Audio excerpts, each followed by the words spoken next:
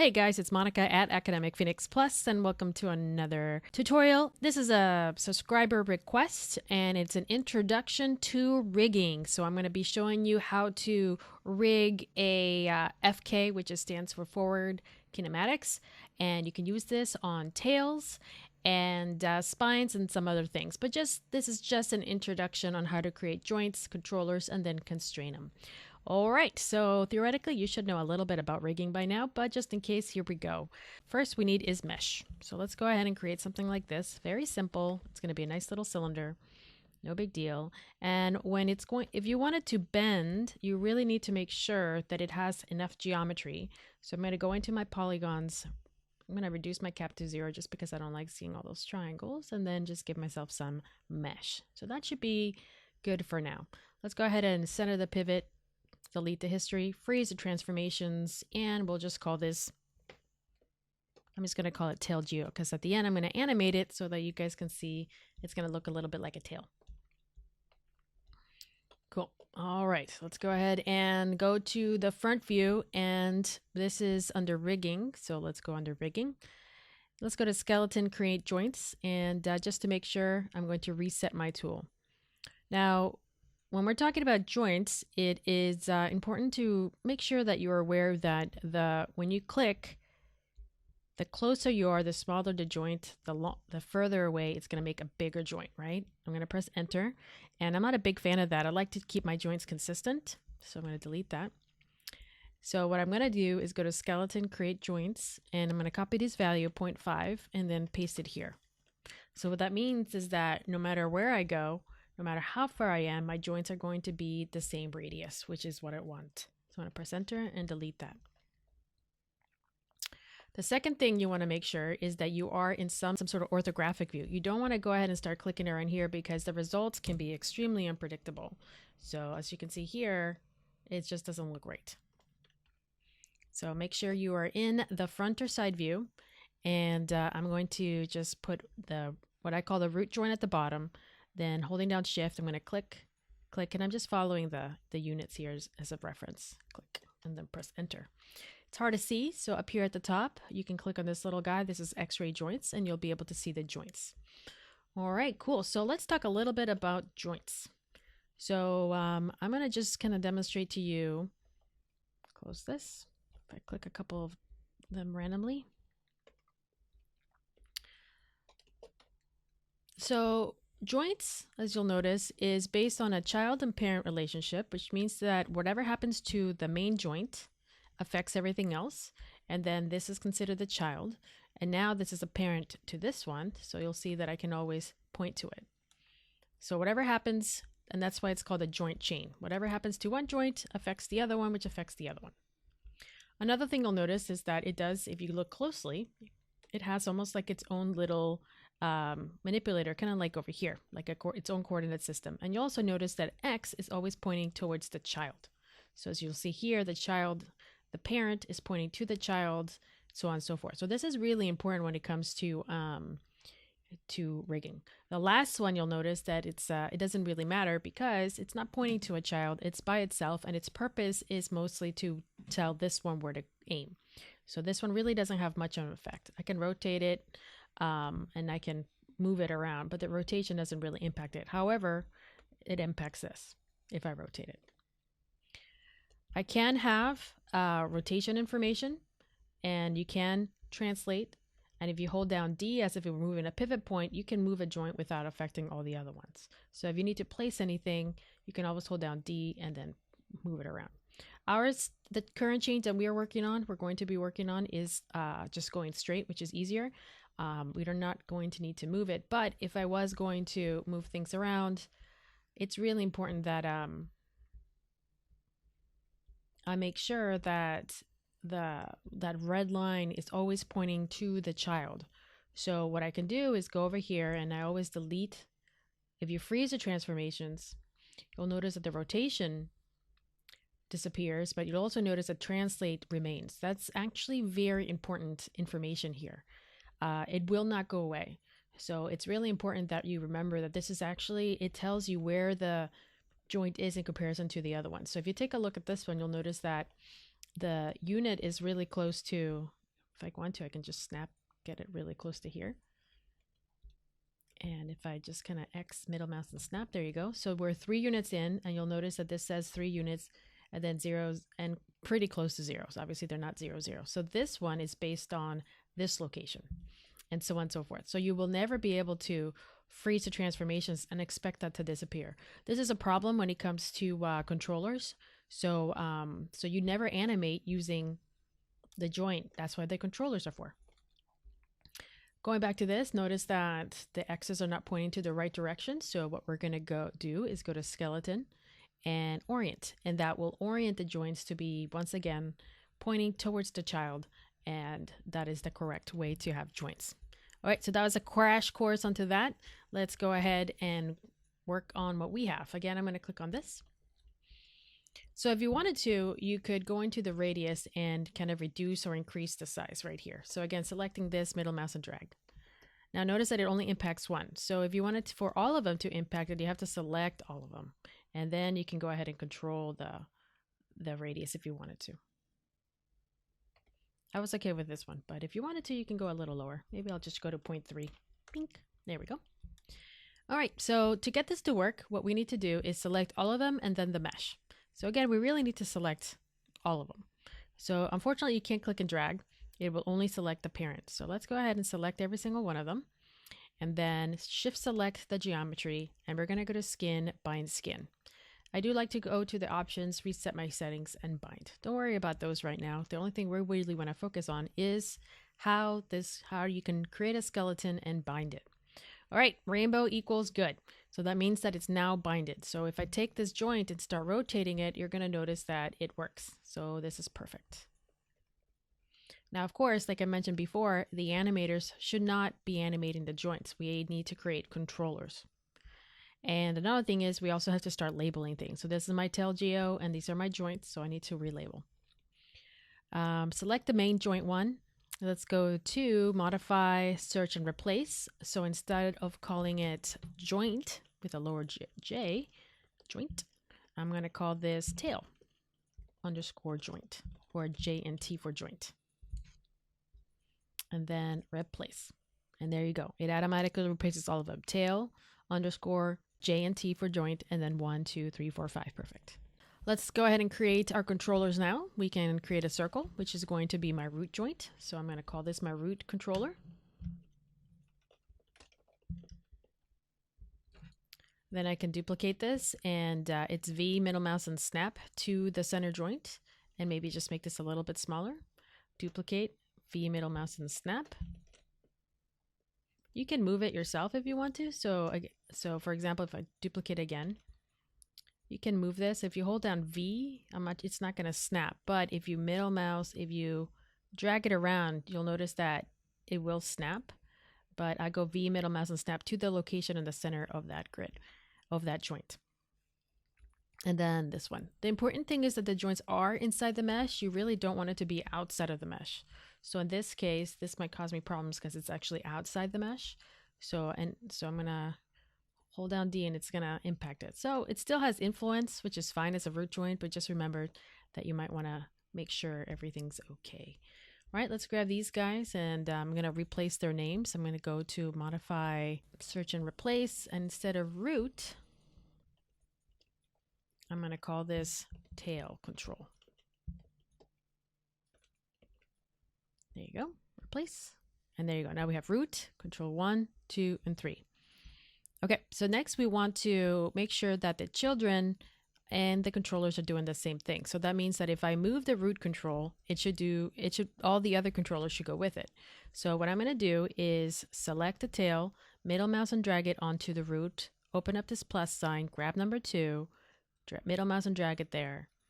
And this is one way of parenting things. Another thing that you could do, I'm going to undo really quickly, is that you can select the child, then the parent, and then click on the letter P. Child, then parent, and click on the letter P on your keyboard. It will give you the same effect. So it's either middle mouse and drag, or you can always just select the child, the parent, and click on the letter P. So the purpose for this is that we now have, if I select this, it will move it. If I select this one, it will move the one on top. So again, this is all about children and parenting. All right, let's go back here. Let's center the pivot. Actually, don't center the pivot. We don't want to do that. Let's at least delete the history and freeze the transformation. The reason why we don't want to delete the pivot is because they're based on this controller here on the joint. And if it's not exactly aligned perfectly, it may cause some issues. So don't center the pivot because we want the pivot to be inside the joints. Cool. Okay, so how do we get these to attach from here to here? How do we get the root control to get the joints to follow? Well, that's where we want to use what's called constraining.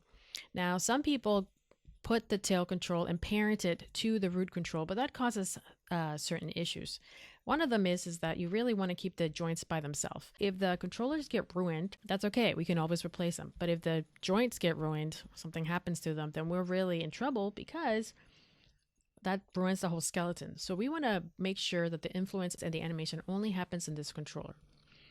So we can't directly parent them, but thank goodness Maya has developed something called constraining. Constraining can give you similar abilities as parenting, except that it's just an influence, so that you don't have to actually parent them physically. You can use these constraints.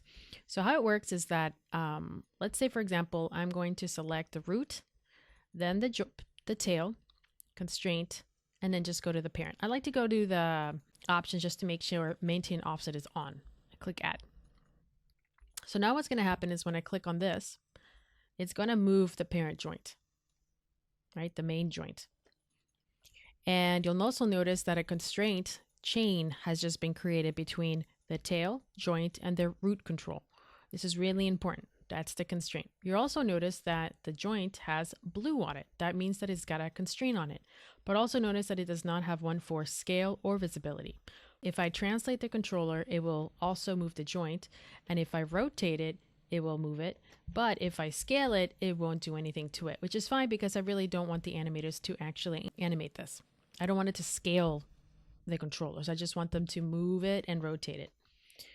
So we're going to do the same thing again. We're going to grab the tail control and then select the tail joint 2, right? So they're right next to each other. Constraint, parent. Then I'm going to do the same thing for tail control 2, this one. Then select the joint 3, constraint, parent. And then finally, we're going to grab control 3, grab the joint, constraint, parent. So now I can grab the controllers and then get them to rotate, which is exactly what we want. We can translate them, but we can't scale. Well, this one's impacting that one. So it's impacted in the translating way, so that's why it's impacting it. But we really don't want that to happen. Right? Okay, so now that we have that, we have the controllers and everything. We're going to hide these because we don't want the animators to select them. So we're going to create a new layer over here. I'm going to click on this one, which is called select, create a layer with the selection. Click on that. And I'm going to call this, usually I call it do not touch. Do not touch joints and save. Right? So what that means is that I can reference them, or I can just hide them, which is what I want, right? So I don't want them to accidentally select it. So notice how clean this is. The mesh is here, the controllers are here, and this is great. I'm going to select this geometry here, do a Control G, and same thing with this one. I'm going to call it do not touch.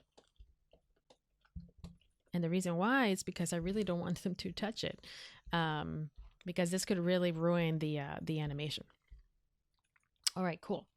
And then over here to the top, you're going to notice that we have these controllers, or this translate, right? This could really ruin things also. So again, what I really want to do is select this, and I am going to right click, lock, and hide selected. That means that if the animators select this, they won't be able to move it around, which is important. And if I want to, I can add it in here too, or create a new separate layer. So I'm going to right click, add selected, and maybe instead of calling it do not touch joints, I'm just going to say do not touch period.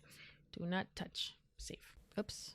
Okay, do not touch, let's do not touch GRP, which stands for group.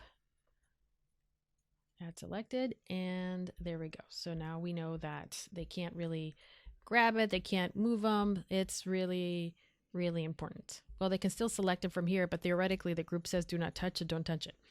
And then we have this so they can't see it. Okay, great. So now we have these guys, which is great. But same story. If an animator looks at this and they go, cool, I want to scale, then we have a problem. Or even worse, oh, let's turn off the visibility. We really don't want that. So very similar, we're going to select this, select scale and visibility, right click, lock and hide selected, right? So this is great because that means that the animators know exactly that they can animate doing a W, translate and rotate, and everything's looking good. So we're going to grab these three and do the same.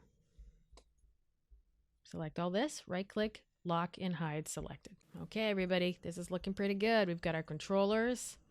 We've got our animations going. We got our rig ready to go. Now, since everything's good, we can go ahead and animate. So this is the plus side of Academic Phoenix Plus. I'm going to show you guys how to quickly do what's called an overlapping animation, which is a realistic way of animating. So I only need about 25, 50 frames. And I'm going to show you how to quickly create an overlapping animation for like a tail, for example. So in this case, if it's a tail, I'm going to rotate this and just kind of place it down, lying down. Something like this. Cool. So far, so good. Okay. And then what I'm going to do is select these guys, these three, and I'm in frame 1. I'm going to click S for 1, and then the animation is going to end at 50. So another S, and then in the middle at 25, I'm going to take this and I'm going to rotate it one direction.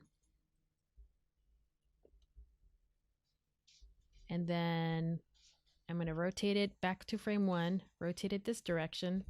Then I'm going to middle mouse and drag this to 50 and then S. So that ends up in the same position. So right away we have maybe I'll go to the top view here. We have an animation. I'm going to right click on this, playback speed, play every frame, max real time. Okay, that's fine. Cool. So now that we have that, we can press play and we can watch.